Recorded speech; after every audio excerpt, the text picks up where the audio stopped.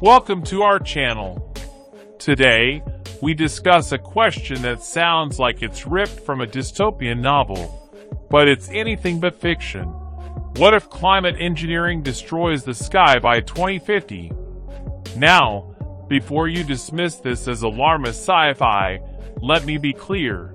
Scientists are already testing technologies to hack the planet's climate. The goal? To cool a warming Earth. But what if these grand experiments go sideways? What if, in trying to save ourselves, we accidentally tear the sky apart? Buckle up, we're diving into the high-stakes world of geoengineering, where the cure for climate change could be as dangerous as the disease. First, let's rewind. You've heard the headlines. Record heat waves, vanishing glaciers, cities drowning in floods.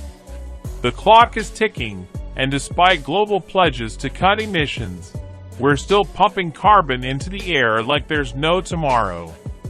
Enter climate engineering, the Hail Mary pass of environmental science. Think giant mirrors in space, aerosols sprayed into the stratosphere, oceans fertilized to swallow CO2. These ideas sound like supervillain schemes, but they're being seriously researched. And by 2050, if we're desperate enough, we might just hit the go button. But here's the catch. Tampering with Earth's systems could backfire, catastrophically. Let's break down the most controversial tech, solar radiation management, or SRM. The idea is simple. Reflect sunlight back into space to cool the planet. How? By injecting sulfur dioxide into the stratosphere, mimicking the effect of volcanic eruptions. When Mount Pinatubo erupted in 1991, it spewed enough ash to drop global temps by 0.5 degrees Celsius for 2 years. Scientists think we could replicate this artificially. But here's where things get dicey. What if those aerosols don't just cool the Earth, they bleach the sky? Imagine sunsets permanently muted, stars dimmed by a hazy veil. Or worse, disrupt rainfall patterns, turning fertile regions into dust bowls.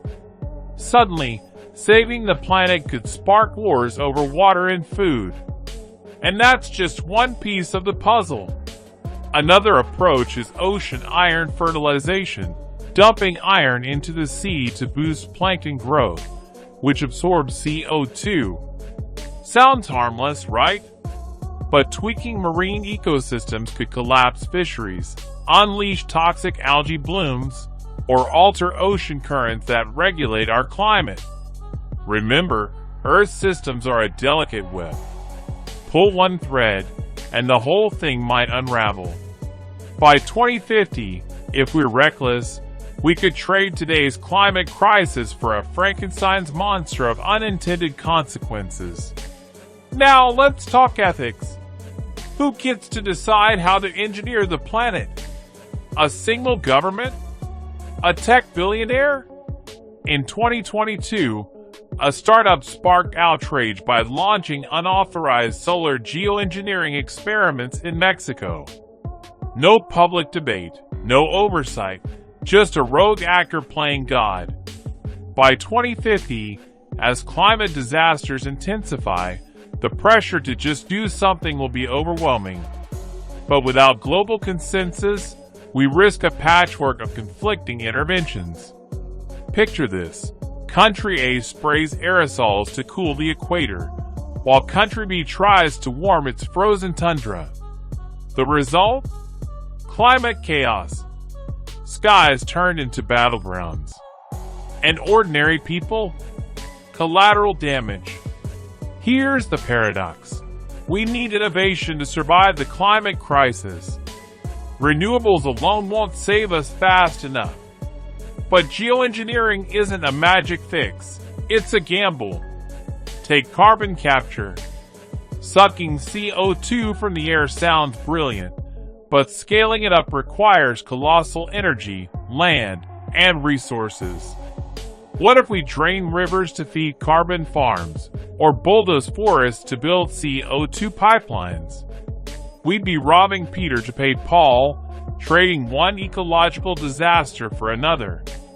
And if we bet the farm on these technologies and fail, by 2050, we'd face a world both hotter and scarred by our hubris. So what's the alternative?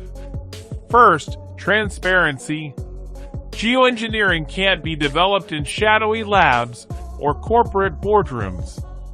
We need open research, global trees, and a plan for worst-case scenarios. Second, humility. Nature's complexity dwarfs human ingenuity. Before we try to fix the sky, maybe we should fix our addiction to fossil fuels. But let's be real. The 2050 deadline is looming. If emissions keep rising, even the skeptics might turn to geoengineering out of sheer desperation. That's why the next decade is critical. The choices we make now, how we fund research, regulate experiments, and prioritize equity, will echo for centuries. Here's my biggest fear, that by 2050, we'll look up and not recognize the heavens. The Milky Way, blurred by aerosols. The northern lights, dimmed by artificial clouds. Our ancestors saw the sky as sacred, a tapestry of gods and myths. What happens when it becomes just another engineering project? We risk losing not just ecosystems, but wonder itself. Yet, there's hope. If we proceed with caution, geoengineering could buy us time to heal the planet. The key is balance, using tech as a bandage, not a cure, while we stitch up the root causes of climate change. So what do you think? Should we dare to re-engineer the sky, or is the risk too great? This isn't just a debate for scientists. It's a conversation we all need to join. Your voice matters. If you're as captivated and conflicted as I am, smash that like button, subscribe, and let's keep wrestling with these colossal questions. Drop a comment. Would you support geoengineering if it meant saving millions of lives, but altering the sky forever? Share this video with someone who cares about our planet's future. Thanks for watching, and remember, the sky isn't just our atmosphere, it's our shared heritage. Let's protect it wisely